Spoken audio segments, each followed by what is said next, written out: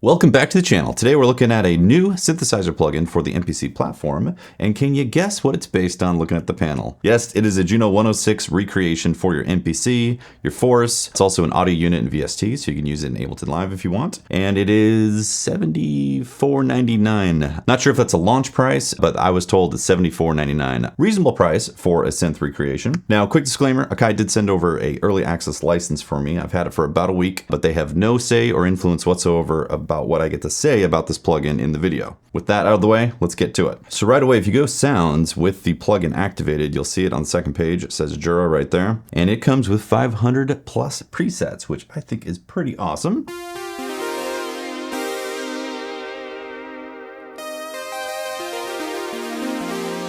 Let's check Art Poly.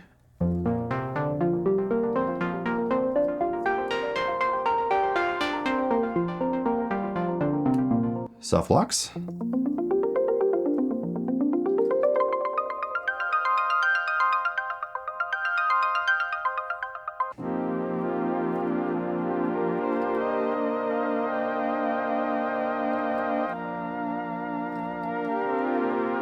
Butter.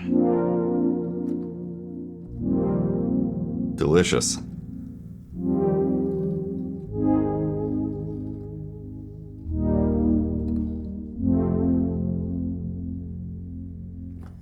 Simple J.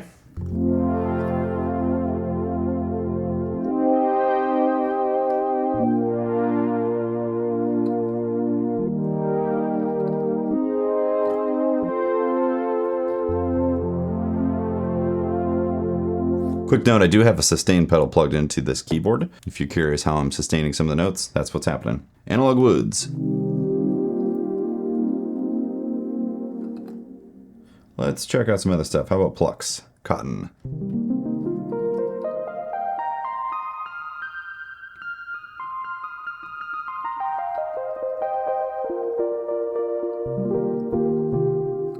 Smooth silk. How about Leeds Bright? Saw wine.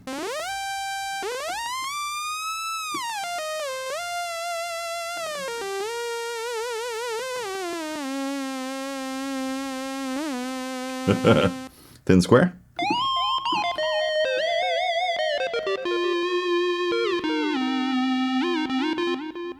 How about twitch? More of an effect. Twisted organ.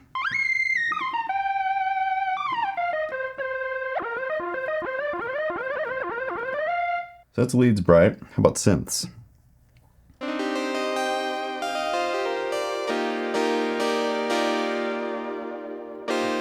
Wooden keys. As you can hear, there's delay and reverb and stuff in there. Stucco.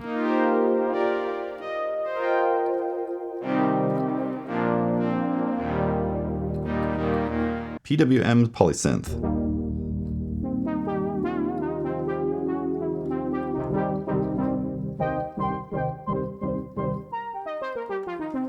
They also have an effects. They also have apparently the original 106 Factory Bank 1 and 2.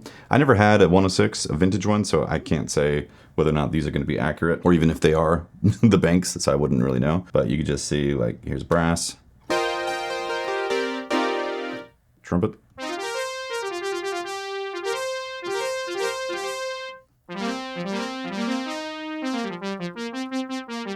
Celeste. If you've been looking for some more sounds for your MPCs, whether it's a Key 61 or the new XSE, then you've got 500 new presets in here, so long as you buy the plugin. Let's dig into this instrument and take a look at what's going on. Actually, I want to do a Init first. Here's an Init patch.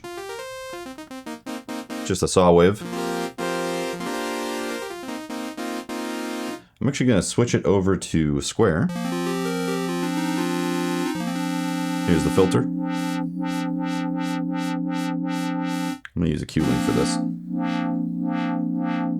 little slower on the drag with the Q-Link. Obviously good bass sounding Juno-esque type of sounds that we're getting out of here. So that's good. People who are very familiar with the Juno will notice that there's another envelope in here. So you can actually set the envelope, the second envelope, to amplitude. So you can have envelope 1 be for the filter cutoff, and envelope 2 can be for amplitude on here. And also, if you look at the panel right here, there's a lot of pages to go through. So they can't cram the whole synth into one page because there's just too much stuff going on here, which it has its pros and cons right there. You do have to page dive the different settings, but it also makes it really nice to look at. Because one thing I've noticed with other workstation type of keyboards is the user interface usually kind of falls short in terms of like the graphicalness. Like if you look at the Phantom, it's usually really simple colors and all that. I appreciate that they tried to emulate some of these instruments and make them look potentially like the originals. The Mini D plugin that they released last year definitely looks like a Mini D in the actual plugin. Anyways, moving on. The main panel, you can see a modulation wheel right here, which gets reflected. You have volume, analog. Also, the volume is set to 35, and it's already pretty hot in the signal. Like if we go main and look at this, it's already going to -9 right there. So there's like a lot of room right there. I don't know why. In fact, there's a lot of things in the synthesizer that may not be fully tuned for the version that I'm using, because I am using a beta version. Possible that the actual official release might have some tweaks happen, or there could be some tweaks down the road. Because one thing that I've noticed also is that the analog I don't hear much of a difference. 0% analog, 100%. Is it not working? I don't know, really. This review might have some holes in it because I might be on a version that was just crossing the finish line, potentially. Or maybe it's so subtle that it is very hard to hear. I've switched this analog dial on multiple presets, and I haven't heard any significant changes. And also, if you want to know what the analog dial does... Okay, global controls. Analog. Amount of analog modeling applied to the overall signal. So not much details exactly what's happening. Like, is it bending the pitch of the VCOs? Is it fluctuating the filter? Like, is it doing something to the analog, the ADSR curves? I don't know. It just says applying analog modeling. That's a giant potential of mysteries. And to my ears, it's very, very subtle.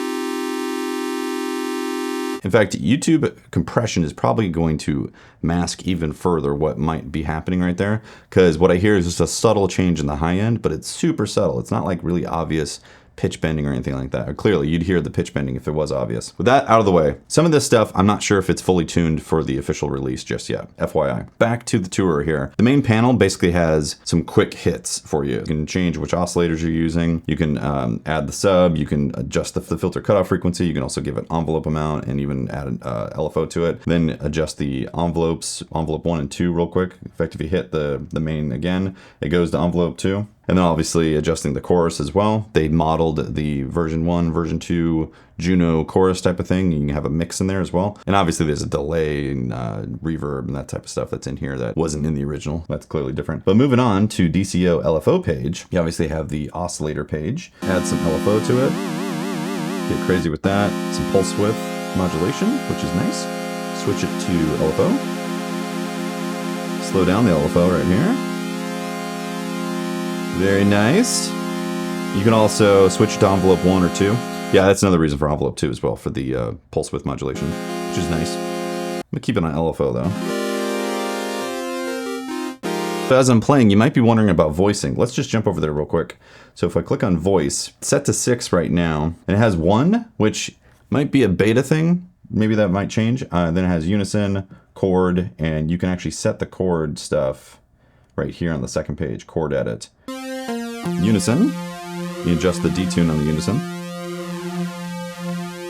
Back to 1, for the polyphony, you have legato, retrigger, and then up to 7, and then poly. I have found that poly isn't actually truly poly for however many things can happen, because it seems to cut off, I think, maybe at 8. Because if you listen to this,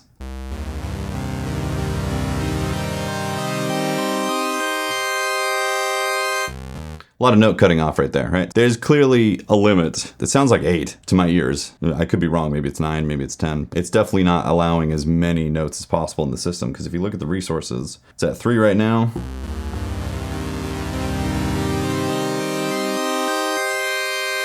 So there's more room And the CPU, I don't know. A little misleading, but whatever. Back to the DCO LFO. You have your basic controls from a Juno, square, saw, and then you can add a sub.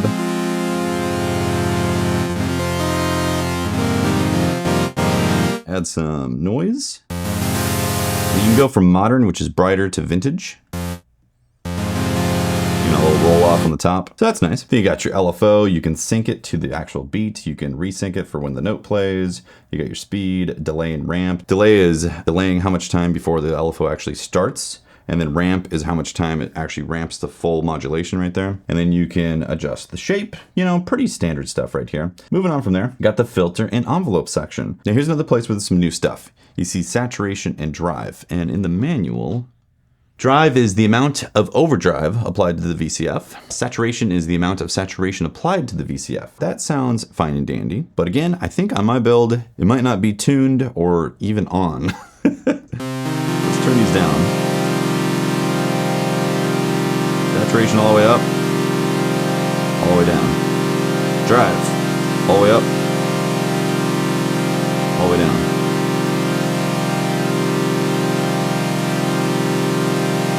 Now I'm going to drop the cutoff frequency. It says it's at 1800 or so hertz. Drop the saturation, drop the drive.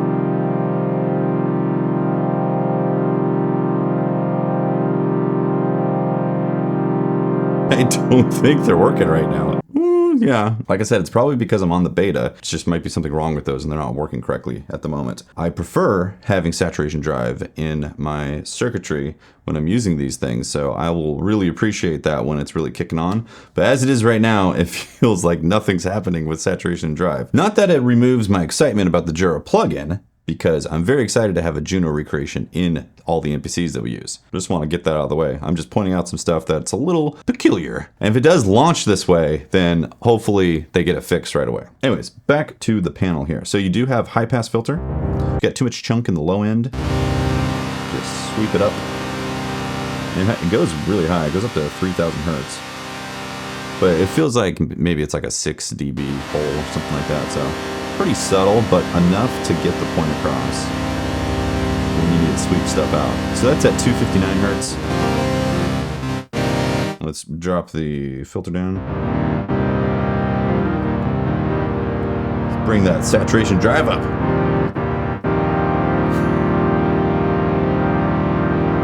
Oh well. Let's hear the resonance. I'm gonna turn it up 50% or 61%. Sounds great. I'm gonna crank it all the way up.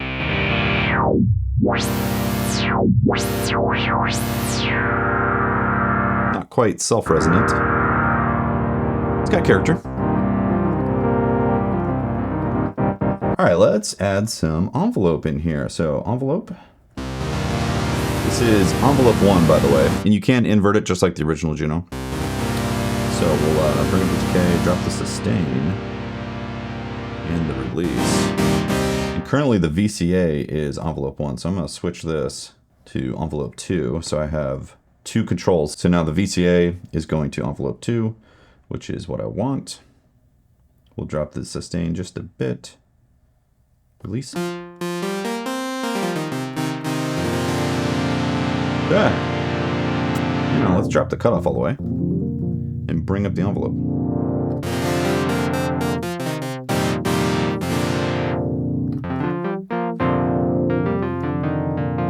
Maybe bring up the cutoff a bit.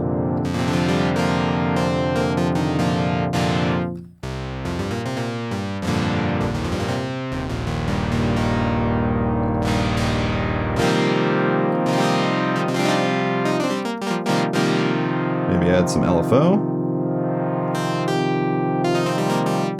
So that's 5% on the LFO. So I'm going to take away the envelope. I'm going to put the cutoff in the middle.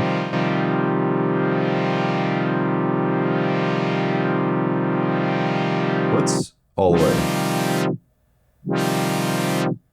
50%.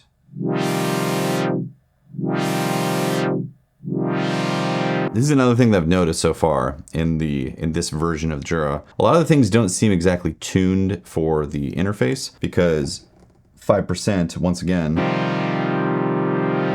is sweeping quite a bit. So if I go down to 1%,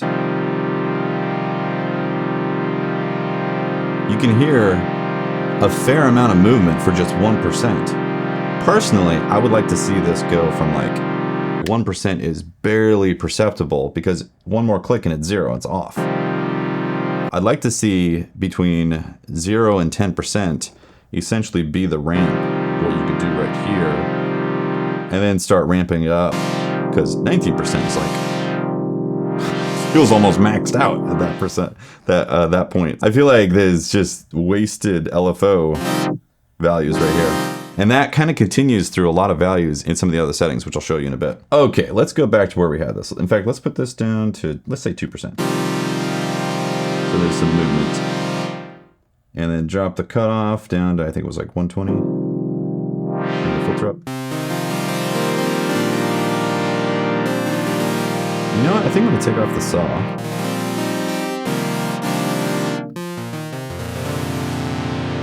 Bring down the sub a little bit.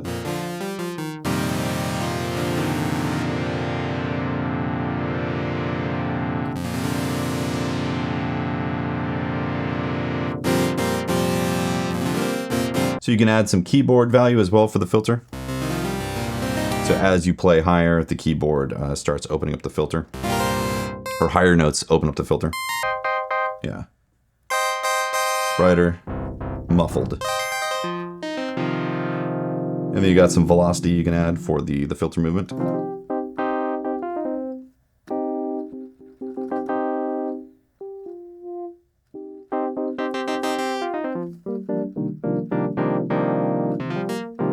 It's always nice. Real quick, if you're enjoying this content, a like and subscribe will go a long way. And if you want to go beyond that, consider using our affiliate links. Our affiliate of choice is Zounds, and we've been using them for years, and we've even used their no credit options to get gear in the past. If you want to pick up some gear and want to support the channel at the same time, consider using our links.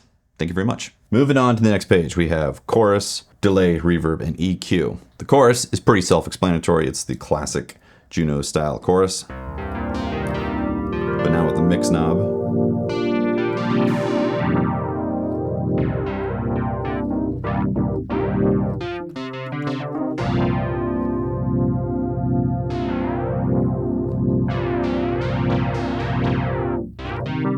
You got the 1 model, the 2 model, oh, also the double as well.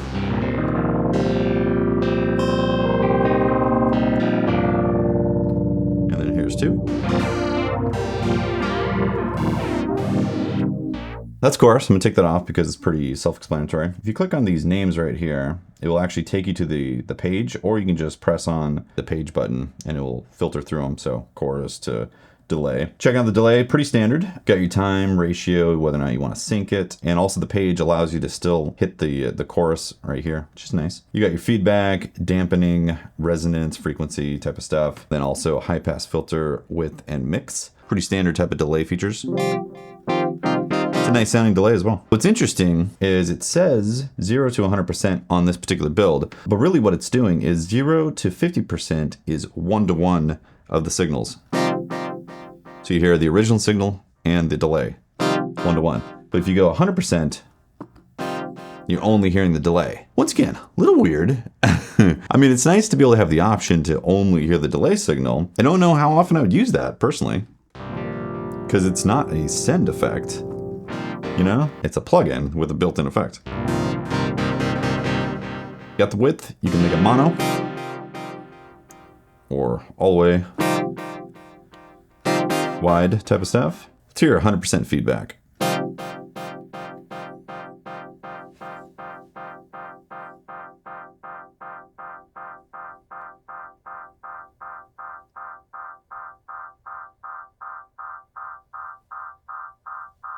It'll take a bit to get there if you want it to feedback on its own, but it's possible.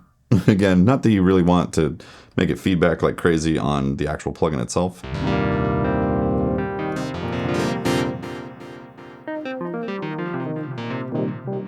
But it's a nice sound delay. Let's take that off, go over to the reverb now. You can get some really nice lush reverbs out of this thing, and I almost wish you could have this reverb separate. I'm gonna put the mix up. In fact, I think the mix is the same thing. Yeah, mix is the same thing where you can have it basically as a send, even though you can't actually send audio into this, and then have a 1-to-1. I guess we'll put it like 25.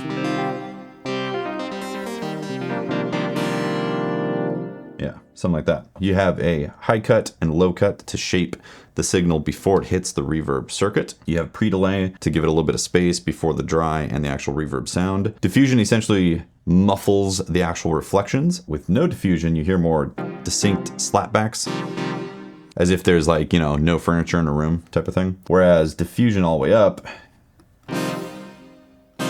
nice and blurred. You can kind of think of it as blurring the image, you know, that's kind of how it is. And then decay is obviously time, but the thing is they only tell you percent on this particular build versus 100%. Which,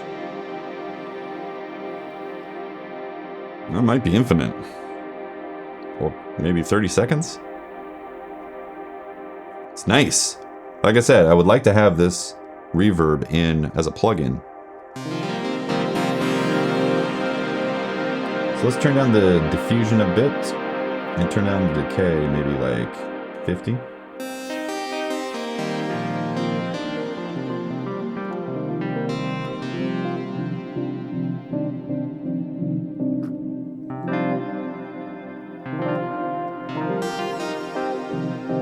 It's nice. Now, one thing I'm unclear about is routing.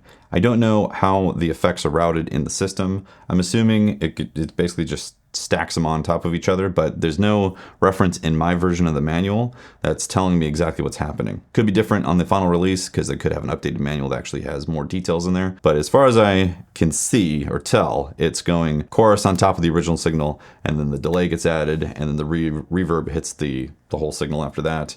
And then the EQ goes after that, which we'll get to the EQ in a second. So in case you're wondering if you could like separate those out, like the delay is separate from the reverb, two different type of things going on, I don't think that's possible. So there's this Octaves feature, which is kind of like the whole like cloud type of things that are going on with a lot of reverbs nowadays, where it pitch shifts and up an octave the original signal. So you can turn that on in this, and you can have it go either once or infinite times going up an octave. It's pretty nice. So if we go 100% on this, hear that classic cloud type of feel. You know, a little bit goes a long way. What I like to do, maybe 21. Adds a bit of richness, right? Just for the sake of demonstration, let's go back to 100% and click it to infinite. Keeps on going up an octave in the delay time. Now, feedback is how much that octave signal gets fed back into the reverb circuit, I believe. So we can go like 100%. Yeah, so it's getting fed back into the reverb circuit if you want. You don't have to, which is nice. And there's also a negative, which I actually don't, I'm not really sure what the negative does. It says the amount of octave shifted reverberated signal sent back into the reverb effect. I'm not really sure what negative does to send it back into there. Maybe flips the phase? I honestly don't know. It doesn't say anything beyond that. Either way, it's pretty cool. So like I said, if we drop it back to like, say, 25.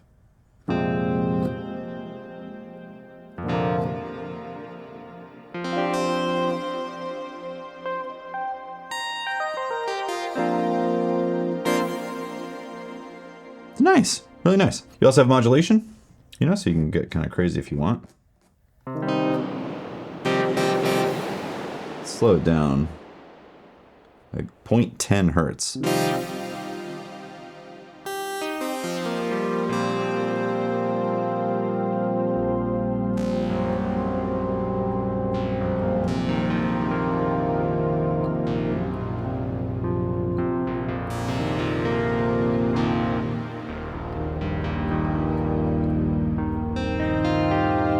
bring this mix down, maybe 10% or 12%.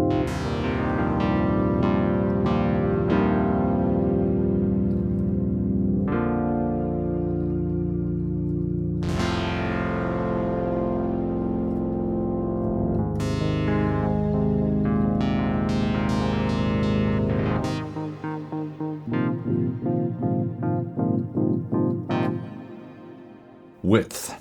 Here is something that I find a bit strange. You notice it's set at 55 right now, so obviously 0 makes a mono right down the middle. 50-ish makes it wide. Beyond 50 does this trying to throw it behind you type of thing.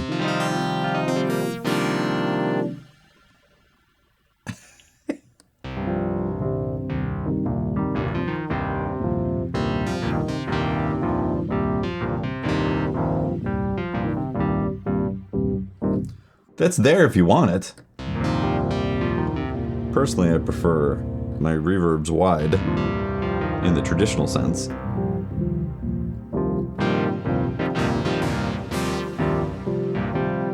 I think this reverb's awesome. I wish it was a standalone effect that was inside the MPC that I could load up on anything that I have, because I think that is one thing that's missing in the MPC platform currently is really awesome, lush, delicious reverbs. And it might be a thing where the hardware has struggles with things that are advanced and lush and, resource heavy. I get it why they don't want to do that if that's the case. I know Air recently released Ether plugin, which is not supported on the MPC. I don't think there's any reason why they wouldn't put it on the MPC if they couldn't. It could be a hardware limitation currently, which is unfortunate. But the JURA reverb, I like to see it. Moving on, we have EQ. EQ is pretty standard. You can adjust the low, mids, highs, and the overall output. I'm not going to spend much time on that because it's pretty straightforward. But I am going to put the delay back on and maybe even chorus 1.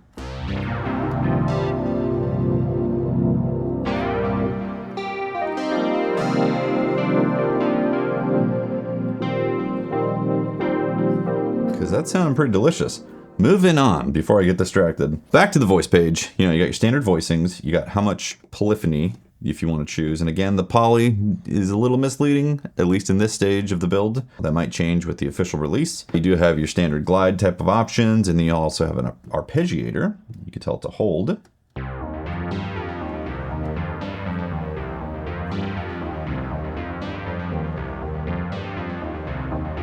You got speed right here, so it's currently on 8th notes. Here's 16th notes, so you can adjust the gate.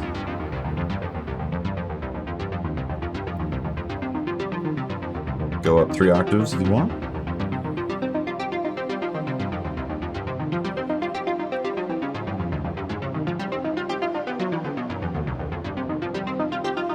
So that's cool. I'm gonna turn that off for the moment, go over to the control page, and here is where you have some modulation options. Now, I would have preferred to see a bit more modulation options, having them build this new synthesizer. Like Aftertouch, I feel like that's kind of a given, put some Aftertouch options in there. Like if I want the VCF to get adjusted from the Aftertouch, would have been nice. I don't see it in here, so I don't think that's possible. You do have the standard Juno type of stuff, and you do have the ability to adjust pitch bend options, and then also tell the pitch bend to do VCF adjustments, which I really like and prefer, because right now, if you go, let's turn off the DCO for the modulation. So right now it does nothing.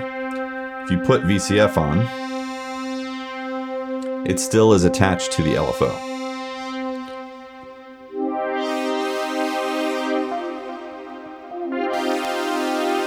Ooh, does it click? Click in the signal.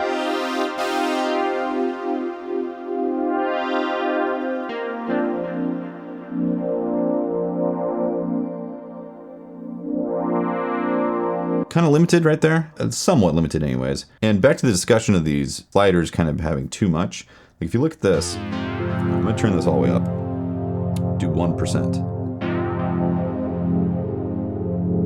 2%. 5%. 5% is already doing a lot. Granted, the modulation wheel is 100% up, but still, at 5%, it's 20%. Again, it's attached to the LFO, that's why it's so slow. So if I sped up the LFO, in fact, let's do that real quick. LFO, speed, 6%, why not? Back to control. So, here's 50%. 100%.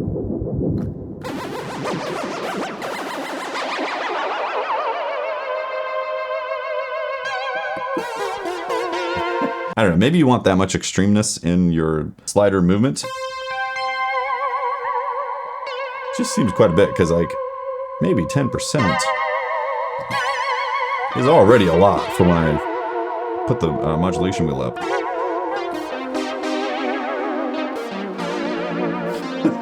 I don't know. Interesting. Going back to the pitch bend, obviously you got the standard.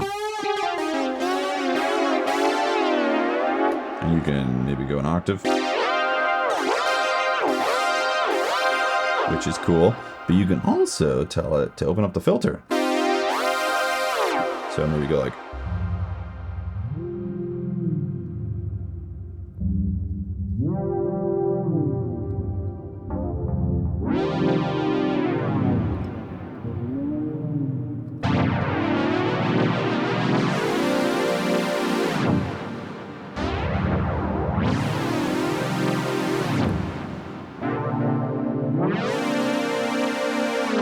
Cool. And obviously you can go down an octave. You can also set it to 0, so you just have filter frequency cutoff, which is nice.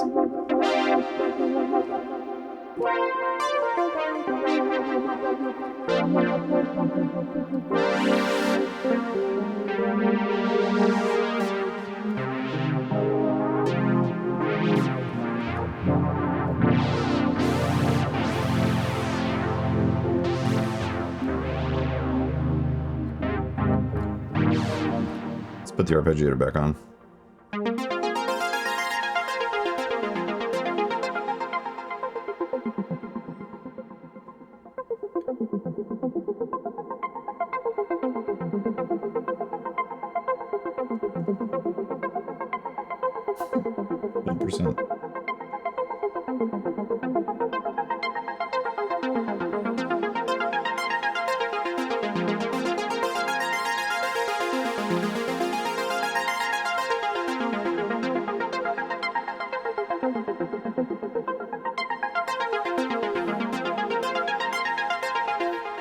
So we've gone over the presets, we've done a bunch of deep dive type of stuff into kind of going through the features and all that. You might be wondering how close is it to, say, an actual Juno. Now again, I don't have a Juno 106 in the studio. I never have, actually. Or I've never owned a Juno. I've had a Juno 106 in the studio from recording bands before, but never actually owned one. What I did do is sign up with the Roland Cloud free trial to get their plug-out model of the Juno 106, which a lot of people say this is pretty accurate, all things considered, digital to analog, of recreating an actual original Juno 106. I'm going to reset this patch to Init. Just have a saw wave now. Back to the main panel. Now if I go to main right here, I have the second track set up to be a MIDI channel. And I have it set up to be the Juno 106. Track 1, we have an Init of the JURA with just a pulse wave.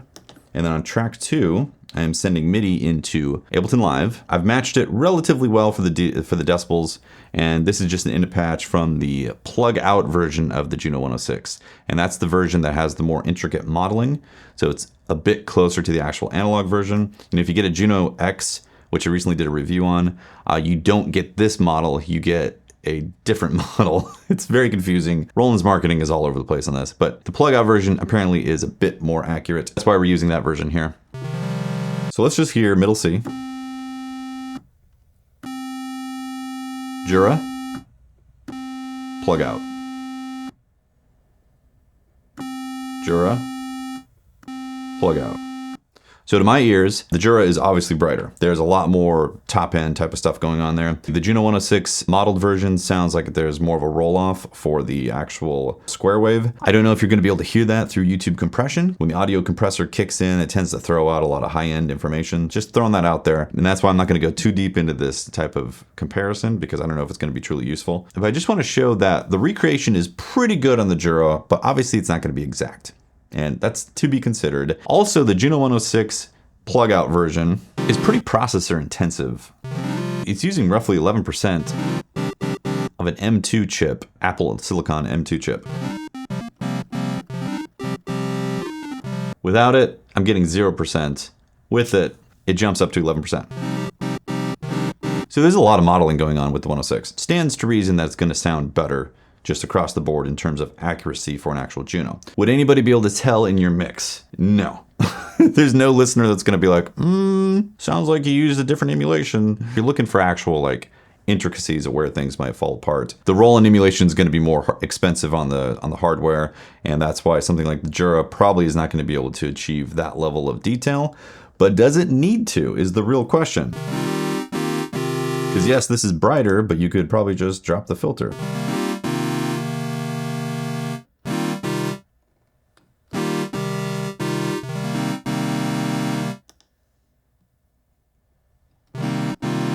That's still a bit duller.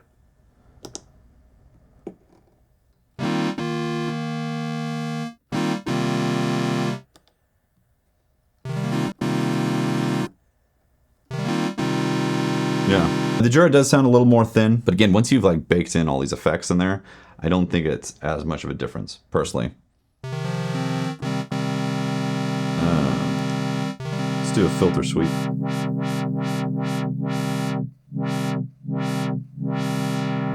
Let's go to the Roland now.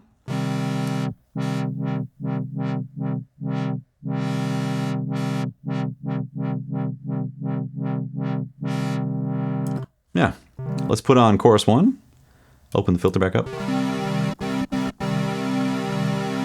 Now go over to the Jura. Open the filter back up. Chorus 1.